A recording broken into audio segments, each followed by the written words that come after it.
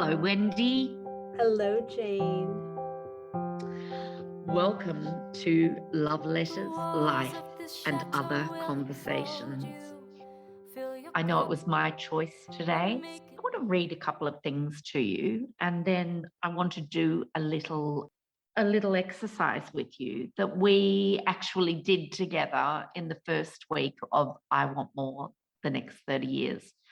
And this exercise that I want to do and talk about together today was actually, I guess it was almost the thing that made me think when I read back on what I'm about to read you, made me think that I could turn some words and turn some conversations and turn some journaling into the course that became I Want More the next 30 years. I love that. That's so beautiful. You have done this exercise, so I just thought it would be a really interesting one for us to really get into together. So as you know, every week when I send I don't want to call it a lesson, when I send the notes for the week, I send the ideas, when I send the quotes. The springboard for conversation. Springboard for conversation. There's always a quote at the start of each week's notes. And this week one was, "The future belongs to those who believe in the beauty of their dream," which was said by Eleanor Roosevelt. And then I opened the week's notes with this. "During the most unprecedented times of 2020, I began a process of what I now call my I Want More the next 30 years. It began one day in June 2020. I had been on a video phone call to a girlfriend. She leant right in, looked me in the eye and said, 'Jane, I want more.' We had been talking for hours about her broken relationship, and I had really been pushing her on why she and her ex had not gone to counselling. Back and forth we went, trying to pinpoint what it was that she wanted. It got me thinking, and as I thought, I began to imagine a list of everything that was important to me. The day, I wrote the following to my friend. This arrived miraculously in my inbox just after we spoke yesterday. Okay, I said, this is going to push you. I did it today. It's hard, but so worthwhile. See if you can take all the makes, think about your own life, and write something under each make. You don't even have to write it. Just think about each make." And what I'm about to read to you is what arrived on my computer. I love it. Every minute, someone leaves this world behind. We are all in the line without knowing it. We never know how many people are before us. We cannot move to the back of the line. We cannot step out of the line. We cannot avoid the line. So while we wait in the line, make moments count, make priorities, make the time, make your gifts known, make a nobody feel like a somebody, make your voice heard, make the small things big, make someone smile, make the change, make love, make up, make peace. Make sure to tell your people they are loved. Make sure to have no regrets. Make sure you are ready." Oh. Told you. Uncomfortable yet? Said you were flat yesterday. I thought, yes, me too. Then I thought, okay, I can't actually stand this flat feeling. So I cleaned, cooked, spoke to my friend Mish, sat down to write my 500 words to pin, but was still flat. Then that thing appeared miraculously on my laptop, and I thought, okay, I'll break this down and actually use the makes to make a difference in my perspective, in my mood. Try it. you might be really surprised. Have I made you smile? Well, yes, you have, as you so often do. And it's so funny that you should say that, Wendy, because the friend that I sent that to just wrote back, yes, you have. No. So I suggested that the makes get broken up into 5 meditative walks or Right. walk. I suggested to the group that you take a mindful walk solo, no music, no distractions, just you and your thoughts. And I took the 15 makes and I broke them down into 5 mindful walks with 3 of the makes in each walk. So walk 1 was make moments count, make priorities, make the time.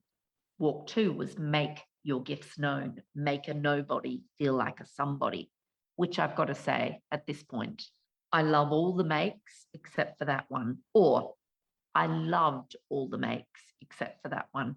Because when I read make a nobody feel like a somebody, I thought, who the heck am I to even think of somebody as a nobody? Right. Right? Right. And there was a girl, and I don't think she'll mind me saying her name, in the very first I Want More Than the Next 30 Years, which was not my title, by the way. Oh, really? It was my girlfriend's title. That makes sense. She was the one that said to me, Jane, I want more. I added the next 30 years, but she was the one that said, I want more. And I've said to her, oh, I turned our conversation into a little 6-week course. Let me just say, as a person who is in this 6-week course currently, it is anything but little. It's profound. It's a deep dive through murky waters. It's so gorgeous. I love it. And I think I've said to you on more than one occasion, the more I do it, the more I grow and the more I heal. Oh, so beautiful. Mm-hmm. Anyway, Lauren said to me, because I said with the first group, when I got to walk 2, and I said, make a nobody feel like a somebody. Who on earth is anyone to decide that somebody is a nobody? Right. And she said to me, and there were, I think there were 8 ladies in that first group. There were 2 groups of 8. And she said to me, oh no, Jane, I didn't see it that way. Isn't that beautiful? Okay. Lauren, tell us. And let me tell you about Lauren. She won't mind. Obstetrician, gynecologist in America, in Washington, top of her field, beautiful young woman, flew to Paris to come to book club. Dreamy. So I was so impressed by this young woman that I said to her, and she came to book club with her best friend from the same hospital who was an anaesthetist.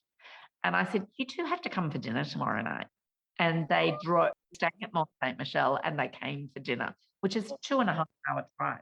Anyway, Lauren said to me, when I read that, Jane, make a nobody feel like a somebody, she said, I read that as it's me. Went internally, and I thought self-love, That's beautiful. Take all my trauma and all my issues and all my whatevers and fill myself up. Wow. And I love that.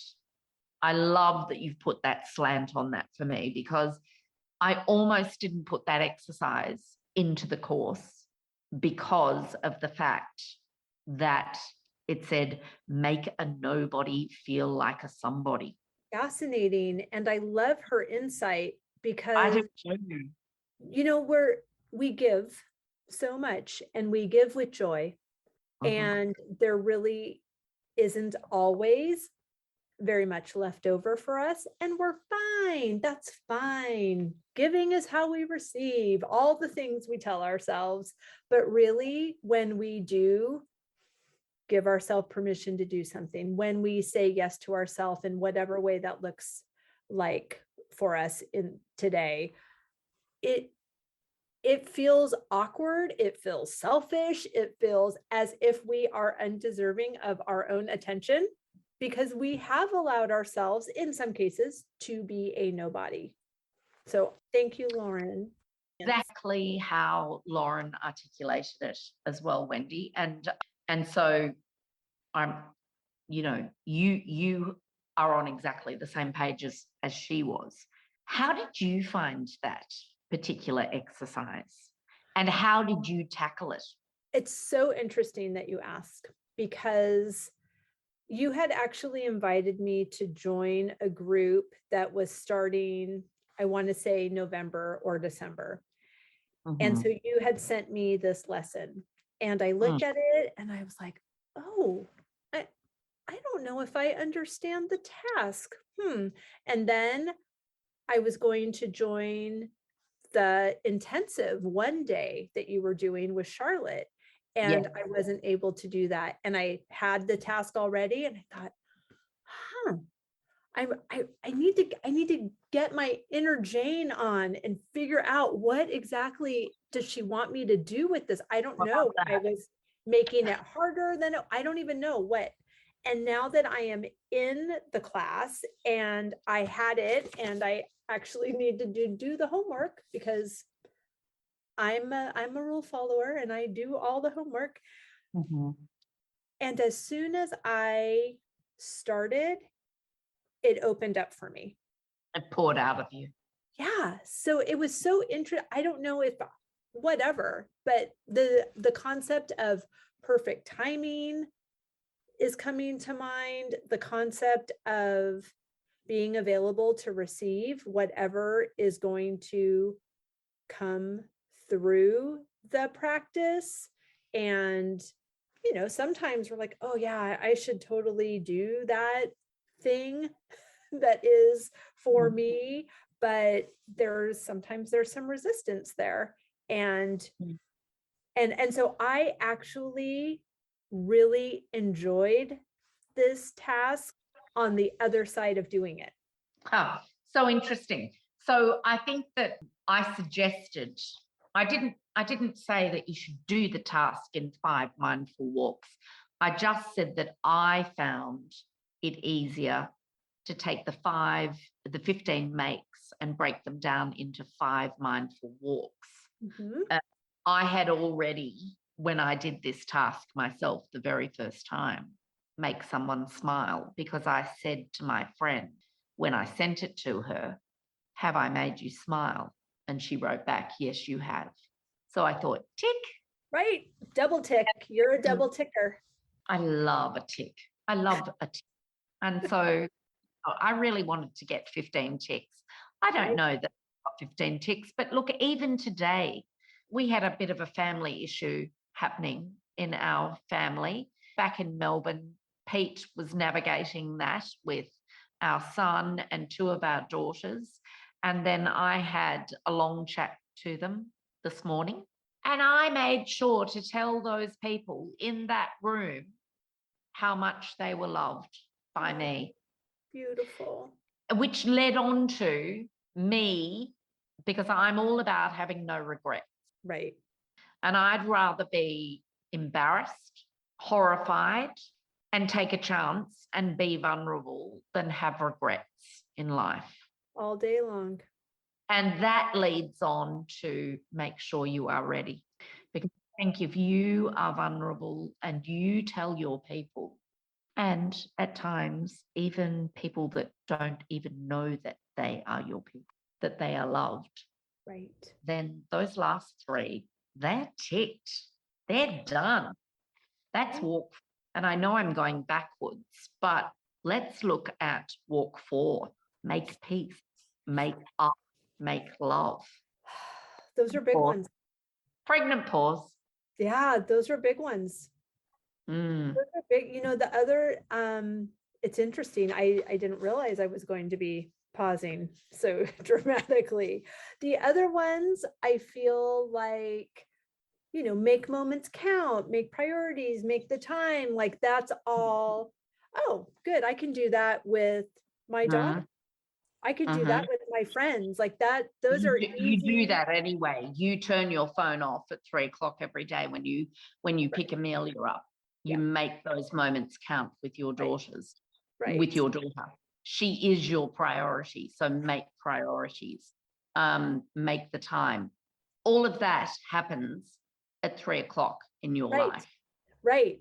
But that other segment, the make love, the make up, the make peace. That's my hardest. That is my hardest walk. Right. That is my hardest trio. Yeah, it's so interesting. I mean, obviously I have no words. I don't know exactly why. I don't. And so I'm glad we're having this conversation, because when something feels hard to me lately, emotionally uncomfortable, my former self would have said, "Oh, that's nice. I won't be turning to that page again." I won't be discussing that. Right. Thanks so much. Next, like the phyllo dough. I'm afraid of phyllo dough. And in our cooking class tomorrow, we're doing Tomorrow phyllo afternoon. dough. And I do not think that phyllo dough is part of walk 4, Wendy. I'm sorry. Make love, make up, make peace. I'm going to just keep saying it. You can. And try and make you uncomfortable, because make love doesn't have to mean the sexual act. Oh gosh, right. Right? Make Right. love. Yes, create it, love. Bring it. Yeah. Be Bring it. it in the world. Feel Be it. it. Be it. Feel it. Imagine it. It doesn't have to be, Right. Yeah, nothing steamy. It's okay. But I'm just saying that my former self would have, just like I turned. I mean, my former self would have gone straight to the steamy stuff. Okay. But my current self, my higher self says, okay, let's investigate why this is feeling uncomfortable for you. Why is this uncomfortable? I think it's really vulnerable, because everything that my 8-year-old daughter experiences with me, she thinks I'm magic. And I love that she thinks I'm magic, and I want to hang out with more people that think I'm magic. And when that is making love. Right. But that's the easier one. Making magic is making love. But in those relationships that are challenging, whether it's with a parent, with a spouse, with a family member, with a friend that is, maybe they've been a friend for a long time, but now you're kind of parting paths, especially with, what the great magnifier that the pandemic was. What was bad got worse, and what was good got better, in my personal experience. So, in those relationships that require some presence and the anticipation of something being a little uncomfortable, it doesn't go to the top of the list. However, when we do bridge that gap, when we do step in to what's uncomfortable and say, this is uncomfortable and this is immensely important to me, that closes a gap. And it does that in our hearts and in relationships. So I am committed to make that my favorite walk.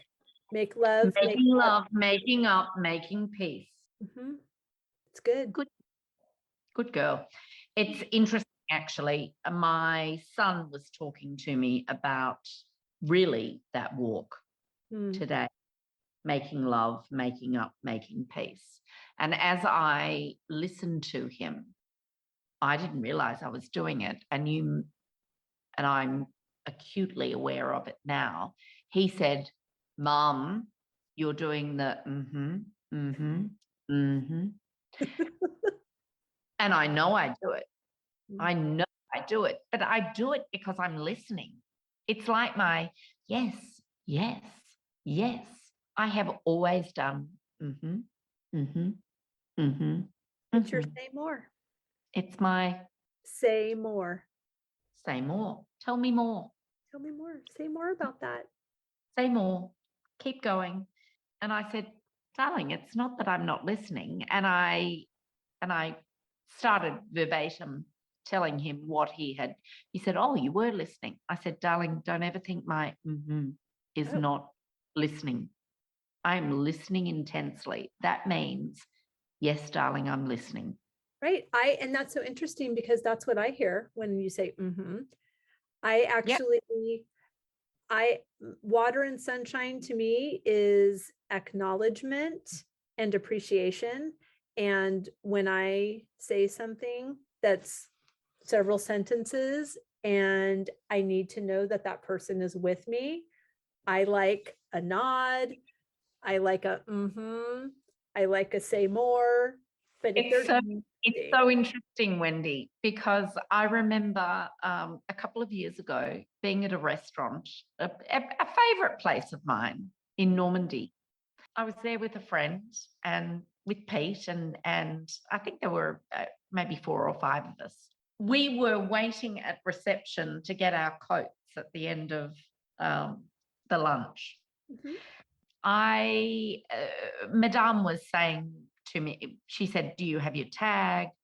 And I said, oh no, they do it a different way there. I won't explain the whole story, but I gave over my little tag that was in my bag, which was for the hanging coats. I started to say, and one of the people in the group said to me, what is this? And I said, you wait and you watch and you see. And it was an inside joke between her and I. But, you know, she bought the coats out and she actually gave us back our coats according to their make. So Chanel, but either or a Chanel and an Hermes. But it was really funny. And I knew that that was going to happen. Oh, that's funny. And I also knew that all 3 coats of the ladies that came out were all going to be the same brand. Oh, funny. And so I was anticipating when they started calling out the brand and how funny that was going to be. And it was. But it was because thinking about it. And to me, what's all this? What is it? What does that mean? And that is listen, listen, listen. And I'm listening and I'm watching and I'm waiting and something's about to happen. Oh, I love that. Yes. Yeah. So make the small things big. Make someone smile and make the change. Yep. I love it. I love make the small things big. I mean, that can be anything, Wendy, can't it? Oh, yes. I mean, that is every morning for me when I make my pot of tea. Right. Yep. It's checking in. I open the French windows in the kitchen. I empty the teapot out the window. I know that's incredibly lazy, but chooks. Charming. Chooks come around the window and they love the tea leaves. So that whole... The whole performance of opening the window, emptying my teapot, then filling my teapot with boiling water to warm up the pot, putting my tea leaves in. I mean, that is a small thing, making a cup of tea, but it's big in my morning. It's ritual. It is ritual, and it's actually one of the rituals that would be an absolutely perfect habit stacking ritual. Yes. Because it's always going to happen. It's always going to happen. And I have not decided yet. I've been thinking about it for a couple of years. What am I going to stack on top of that habit? Because that is never going anywhere. Right. Is it going to be, I almost want it to be something really special. Of course. With the ceremony of making tea. And the transformation of old, separating the old from what's new and beginning of a day. It's rich. That's a beautiful time. I Yeah. had likened that particular make a small thing big with my chores. I needed to shovel snow. And instead of seeing all of the snow that needs to be removed and the size of my shovel, I saw I'm outside. It's a beautiful day. I love Yep. where I live. The snow is light and fluffy and easy to move. I'm in this rhythm of almost mindless but accomplishing task. That's when my best ideas come. If I'm peeling carrots or shoveling snow or mowing the lawn, because I'm accomplishing something. So that's checking something off in my mind, that I'm just open to new ideas. So that's how I answered that question of how to make something small into something big. Yeah. Make someone smile, going back to my conversation this morning with 3 of my 4 children. They'd had a pretty intense morning this morning, emotionally draining, and they got through it, the 3 of them together with their father. And I said to them, I wish I'd been there with you, but I would have been the one babbling, bawling my eyes out in the bathroom or in the kitchen, and I would have come back in with the red teary eyes, and you were all so strong, because at 1 o'clock this morning I got videos of the that took place, and I lay in bed crying for hours, and I said to them, I'm so proud of you all. I'm so glad that I wasn't there, because I would have wrecked the whole thing, because I would have been so emotional. And they all said, they were all laughing. They weren't just smiling, they were laughing. And they said, no, Mum, it would have been perfect with you here, because you would have been the yin and the yang. And, Right. We all have a role. we all have a role. And they reminded me of that. Yes. And you're not doing it wrong. No. And I think that, that whole walk 3, make the small things big, make someone smile, and make the change. They all sort of lead on to each other as well, don't they? They sure do. What about make your gifts known, Wendy? I feel like this podcast makes my gifts known and makes my voice heard. I love meaningful conversation with beautiful, fabulous people that are not afraid to listen to me celebrate them. So thank you for that.